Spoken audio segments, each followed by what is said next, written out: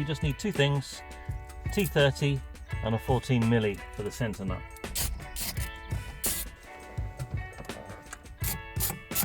Hopefully this will just pop off, which it does.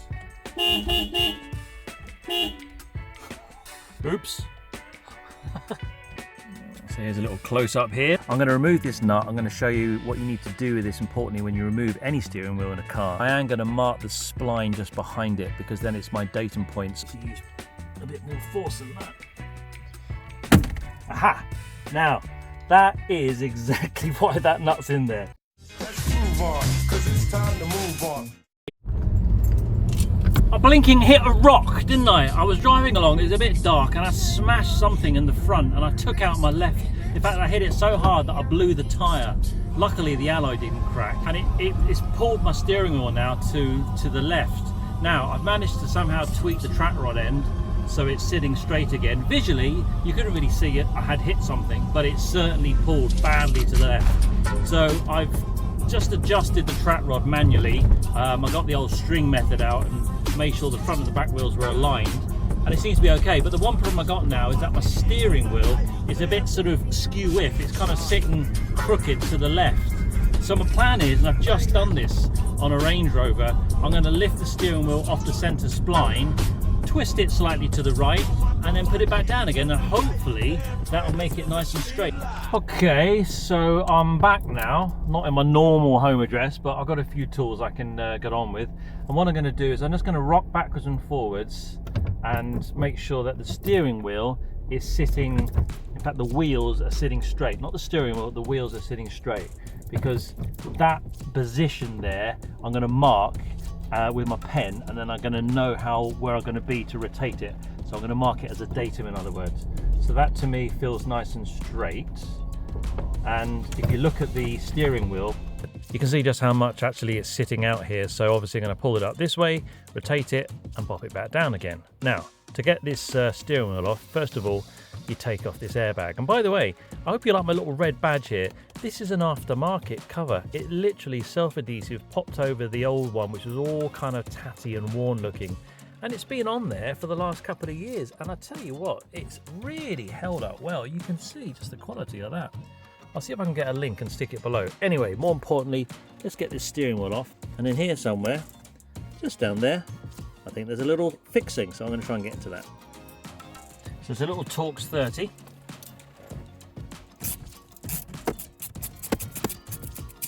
And obviously the same position on the other side. You can see as I'm moving the screw there, look, the airbag coming off loose. Obviously just take care because the airbag is obviously live. I'm not going to remove the wires because I don't need to. I'm just going to remove it, get to the central nut, rotate the steering wheel, and then pop it back down again. Okay. Hopefully this will just pop off, which it does.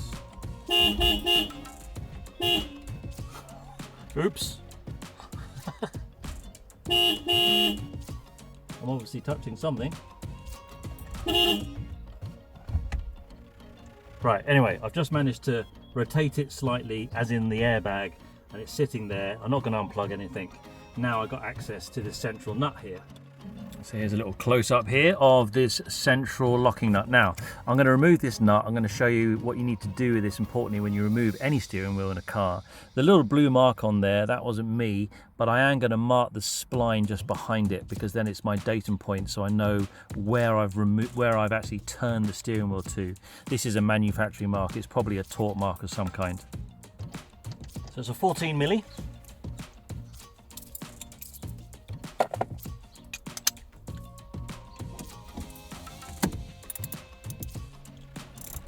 Now, I did this on my Range Rover before, and I mentioned, so the best way to do it, I find, rather than putting all your force against the steering lock, you can end up knackering your steering lock. Get your knees and kind of wedge it so that you're keeping the steering wheel from moving, and then put your effort on to undo the nut.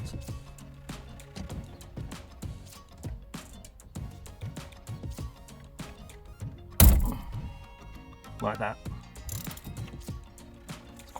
Hasn't been off since this car was made, so it's going to be a little bit tight.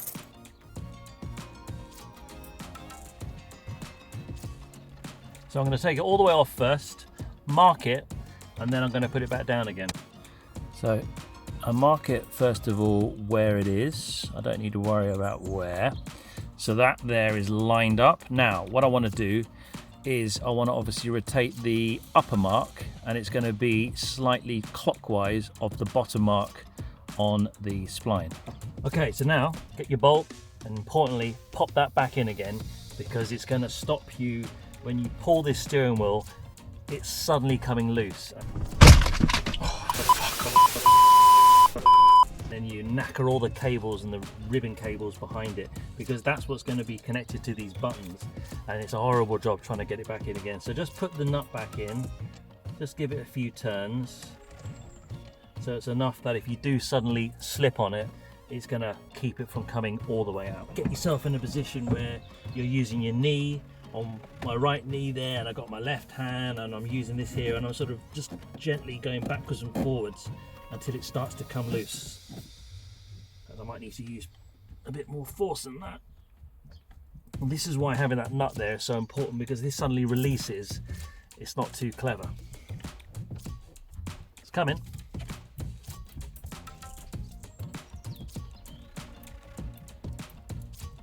Now, you can always check where you are. Just undo that nut and have a look and see how much it's moved. Not much, but it has moved. A couple of mil.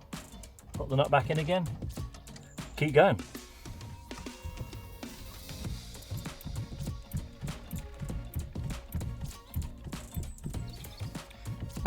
Aha! Now, that is exactly why that nut's in there. Because I gave it just that little bit more push, and that would have come flying out. I've learned from my last lesson, it's all about learning curve. Put the blinking bolt back in. Now when I remove this bolt, yeah, you should be able to see why and what's going on. So have a look at this. So here we go. You can see that I've pulled it now off the spline, and I'm going to keep going very carefully, take this all the way off its spline, rotate it slightly to the right. Okay, so now I've taken it off the spline completely. I'm looking at the top of this and I want it to be level with the rest of the trim. Then I know it's going to sit nice and straight. There. Just like that, looks perfect. Make sure you push it in all the way home. So, I think that position, actually, I'm a little bit too far to the right now. I'll show you what I mean. So you can see this is where I started, on the bottom there, and I've rotated the steering wheel to here, but I think that's just a little bit too far, because if you look at the steering wheel against the dashboard, it's sitting just a bit too much to the right. So I'm going to lift it a notch off the spline and pop it back down again. So that's a bit better. I actually want to be somewhere in between those two. So I thought I'd just go backwards and forwards on the drive here and see how nice and straight it sits. Obviously I haven't put the centre bolt back in, but I'm only going backwards and forwards. And that, to me, that looks pretty good. I think we're there. I think we're on for a winner here, Trig. That's a little nod to Only Fools and Horses. Right, that's good. I'm happy with that. Right, importantly, let's get the blinking bolt back in the middle.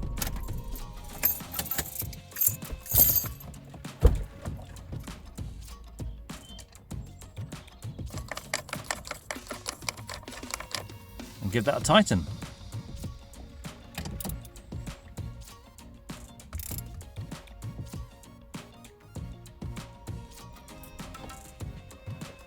Airbag back on again. Just make sure when you pop it in that you've not got any wires which are going to snag and get in the way. They can move. They can move sometimes. So I think we're okay. That's it. By the way, if you ever do need to change this centre airbag, you now know how to do it. It's a piece of cake. 2 screws, thing comes off. Just disconnect the cables. So you just need 2 things: T30 and a 14mm for the centre nut. That's it.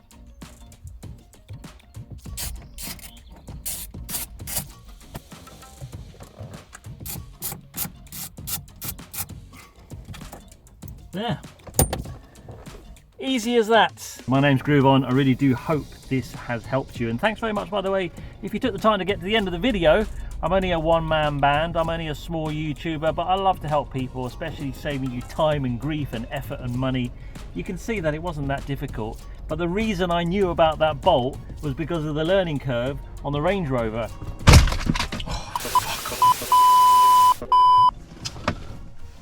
Shit.